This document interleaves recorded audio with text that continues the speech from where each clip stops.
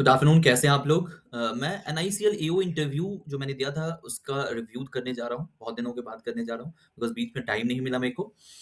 ये आपके लिए बहुत हेल्पफुल होने वाला है जिनका भी इंटरव्यू एनआईएसीएल का है या आने वाले समय में ओआईसीएल का होगा या एलआईसी का होगा, तो उनके लिए बहुत हेल्पफुल वीडियो है ये। सबसे पहले इंटरव्यू के दिन होता क्या है इस पे बात करें। देखिए इंटरव्यू के दिन जनरली पहले तो डीवी होता है अपना। डीवी में कुछ नहीं है, जो डॉक्यूमेंट्स उन्होंने मेंशन कर रखा है वो आपको लेके जाना है और बस वहाँ वेरिफिकेशन होता है। कोई डॉक्यूमेंट अगर आपका रह गया या ऐसा है तो वो टाइम देते हैं जनरली, हर जगह देते हैं टाइम 7 से 14 दिन का। बट मैं गारंटी नहीं ले रहा हूँ कि एनआईएसीएल भी देगा। बट जनरली वो टाइम दे देते हैं, अगर कोई डॉक्यूमेंट आपका रह गया है या कुछ है तो टाइम देते हैं वो आपको कि आप सबमिट करवा दें। और डीवी होने के बाद आपको एक जगह होता है वहाँ पे बोलते हैं बैठने के लिए। उसके बाद इंटरव्यू का जब आपका टर्म आएगा तो आपको बोल दिया जाएगा कि जाइए आप अंदर। तो वैसे ही हुआ, मेरा डीवी हुआ। पहले डीवी में जो डॉक्यूमेंट्स थे मेरे पूरे थे, तो मेरा डीवी बहुत ईज़िली बहुत स्मूथली हो गया, कोई दिक्कत नहीं आया। तो आप लोड मत लेना कि यार डीवी कैसे होगा, यार मेरे पास ये नहीं है, वो नहीं है। सब चीज़ के लिए टाइम तो एक दे देते हैं, ऊपर से आपको बहुत ईज़िली बहुत स्मूथली हो जाएगा वो, ठीक है? उसके बाद आपको डीवी के बाद बोल दिया जाएगा एक सोफ़ा एरिया होगा या आप बोल सकते हैं बैठने का जगह है, वहाँ पे आपको बैठाया जाएगा, वहाँ से आपको इंटरव्यू के लिए ले जाया जाएगा। इंटरव्यू कैसे होता है अब ये बताता हूँ मैं। मैं गया, आपको देन नॉक किया डोर पे, फिर मे आई कम इन मैंने पूछा, उन्होंने बोला ठीक है please come in. Then after मैं गुड मॉर्निंग विश किया सबको, मैंने बोला good morning ma'am and good morning sir. सबको सेपरेटली मैंने बोला था, सब सर को मैंने अलग-अलग बोला था कि good morning ma'am and good morning sir, सबको मैं अलग-अलग बोला था। तो मैम ने बोला प्लीज़ सिट, मैं बैठा, मैं थैंक यू बोला उनको। मैम ही मेरी पैनल हेड थी और ओवरऑल उस दिन 4 ही मेंबर थे पैनल में, मैम इंक्लूडिंग मैम और 3 सर और थे, ठीक है? मैम एंट्री होने के बाद कोई इंट्रोडक्शन उन्होंने नहीं पूछा। उन्होंने पूछा कि केशव आप कहाँ से हो? मैंने बताया विलेज का नाम अपने वैशाली से हूँ मैं। तो उन्होंने पूछा कि ये विलेज है या टाउन है या सिटी है? तो मैंने बोला कि विलेज है। कितना बड़ा विलेज है? तो मैंने बोला कि मैम 1500 लोग रहते हैं यहाँ पे। तो उन्होंने बोला ठीक है, छोटा ही है मतलब। मैंने बोला यस मैम। देन उन्होंने पूछा कि आपने अपना एजुकेशन कहाँ से किया है? तो मैंने बताया कि मैम नियर बाय एक सिटी है मुज़फ्फरपुर, वहीं से मैंने अपना एजुकेशन कंप्लीट किया है।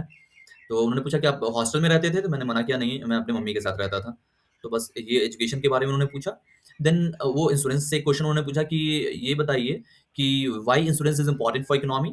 तो मुझे उस समय जो आंसर आया मैंने आंसर किया कि वो इन्वेस्टमेंट्स वगैरह जो करते हैं उससे इकोनॉमी को हेल्प होगा। बहुत और भी चीज़ मैंने बोला था। बट ये क्वेश्चन था why insurance is important for economy ma'am का। मैंने जवाब दिया था, हालाँकि बहुत सैटिस्फैक्टरी नहीं था बिकॉज़ उनके चेहरे से लग रहा था कि बहुत सैटिस्फाइड नहीं थे वो मेरे आंसर से। बट मैंने आंसर किया था इस क्वेश्चन का। फिर उन्होंने पूछा कि ग्रेजुएशन आपने किया है हॉस्पिटैलिटी में, तो थोड़ा अलग टाइप का ट्रेड था, तो उनको लगा अच्छा इंटरेस्टिंग ट्रेड लगा, क्योंकि मैंने BSc in hospitality and hotel administration कर रखा है, तो उनको लगा कि भाई ये अलग ट्रेड से आया है। तो उन्होंने पूछा कि अच्छा आपने आईएचएम गुरदासपुर से क्यों किया है? और गुरदासपुर क पहले तो वो जानना चाहिए कि हाँ, गुरदासपुर है कहाँ? मैंने बोला पंजाब में। तो आप बिहार के थे, पंजाब जाके आपने ये कोर्स किया, आप आस-पास में कहीं कर सकते थे। मैंने बोला मैम मैंने एनसीएचएम-सीटी का एक एग्ज़ाम होता है, वो दिया था, उसके अकॉर्डिंग मेरे को काउंसलिंग में यही कॉलेज मिला। दैट्स व्हाई मैं इसी कॉलेज से मैंने अपना ग्रेजुएशन किया, हॉस्पिटैलिटी वाला कोर्स किया। तो वो बोले ठीक है। देन उन्होंने पूछा कि उसके बाद आप जॉब नहीं किए? तो मैं जॉब मेंशन नहीं किया था बिकॉज़ मैंने as a housekeeping supervisor 6 plus years का काम किया, तो वो कॉन्ट्रैक्ट बेसिस पे था।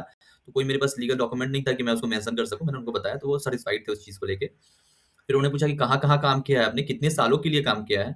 और बस यही उन्होंने पूछा कि क्यों उस इंडस्ट्री को छोड़ के हॉस्पिटैलिटी को आप इंश्योरेंस क्यों जॉइन करना चाहते हो? तो मैंने जवाब दिया कि मैम वहाँ ग्रोथ थोड़ा स्लो है, 15-20 साल लग जाते हैं मैनेजर लेवल तक आने में, यहाँ डायरेक्ट आप मैनेजर बन रहे हो एंड ओवरऑल ग्रोथ भी अच्छा है, इंडस्ट्री अभी बूम पे है, इंडस्ट्री में मैम स्कोप अच्छा है। मतलब जो भी मेरे को लगा वो मैंने जवाब दिया वहाँ पे।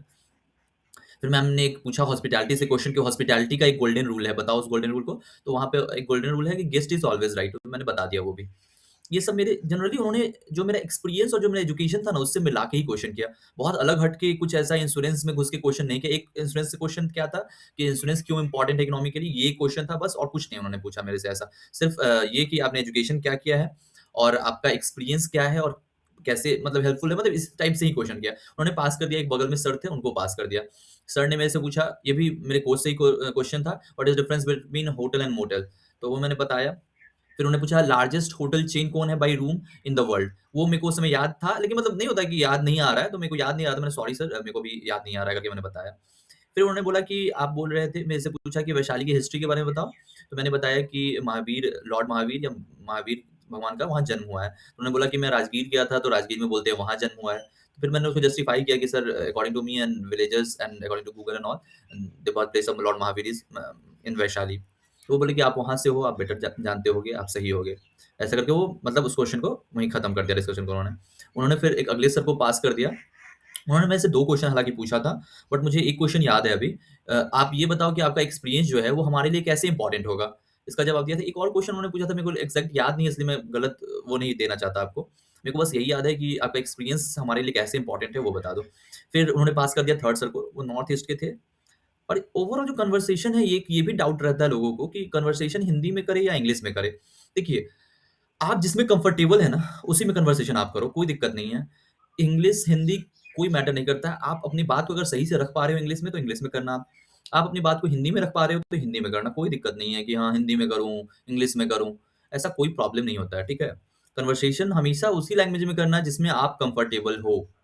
फिर थर्ड सर ने मेरे से पूछा कि इंश्योरेंस जो है, होटल सेक्टर में कैसे इंपॉर्टेंट है और कहाँ-कहाँ यूज़ होता है? तो वहाँ पे एक प्रोफ़ेशनल जो इंश्योरेंस होता है, इंडेमनिटी इंश्योरेंस शायद होता है, वो मेरे को एग्ज़ैक्ट याद नहीं आ रहा था। बाकी मैंने बताया ये इंश्योरेंस, वो इंश्योरेंस, बट इंडेमनिटी इंश्योरेंस का वर्ड याद नहीं था, बाकी मैंने उसके बारे में भी बता दिया था सब कुछ। ठीक है, तो उन्होंने बोला कि याद नहीं है, मतलब नहीं सर, अभी मैं याद नहीं कर पा रहा हूँ इसको। वो कुछ नहीं बोले। फिर उन्होंने पूछा कि how many kinds of insurance, अच्छा उन्होंने पूछा कि इंश्योरेंस कैसे हमारे होटल सेक्टर के लिए इम्पोर्टेंट है, ठीक है? हमारे होटल सेक्टर के लिए इंश्योरेंस कैसे इम्पोर्टेंट है, एक तो ये क्वेश्चन उन्होंने पूछा।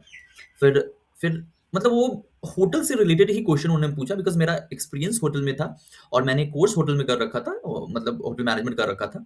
तो दैट्स व्हाई वो कोर्स से और एक्सपीरियंस से बस यही क्वेश्चन कर रहे थे, कुछ अलग से नहीं पूछा उन्होंने। फिर उन्होंने पूछा कि आपने जो काम किया है एज़ अ हाउसकीपिंग सुपरवाइज़र, वहाँ पे रोल क्या था आपका? ये एक क्वेश्चन था उनका।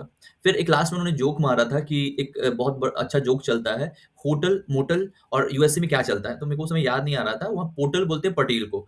तो hotel, motel and portal.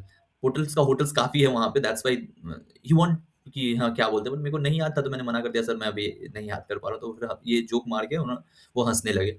Overall interview experience मेरा अच्छा रहा, बट मैं फाइनल लिस्ट में नहीं आ पाया, जो अभी आया था लास्ट फाइनल लिस्ट। हालाँकि ओवरऑल मैं इंटरव्यू में अकॉर्डिंग बहुत सही रहा, अच्छा टाइम ड्यूरेशन भी था। मैंने लगभग-लगभग क्वेश्चन जो उन्होंने पूछा वो मैंने जवाब भी दिया। हालाँकि मेरे मेंस में मेरे को लगता है कि थोड़ा ऐज कम था, बिकॉज़ मेरा रीज़निंग उतना बढ़िया नहीं गया था। बट ओवरऑल मेरा इंश्योरेंस और आपको इंटरव्यू ओवरऑल अच्छा गया था। अब बात करें कि एनआईईसीएल का इंटरव्यू होने वाला है, तो उसमें आप क्या पढ़ोगे?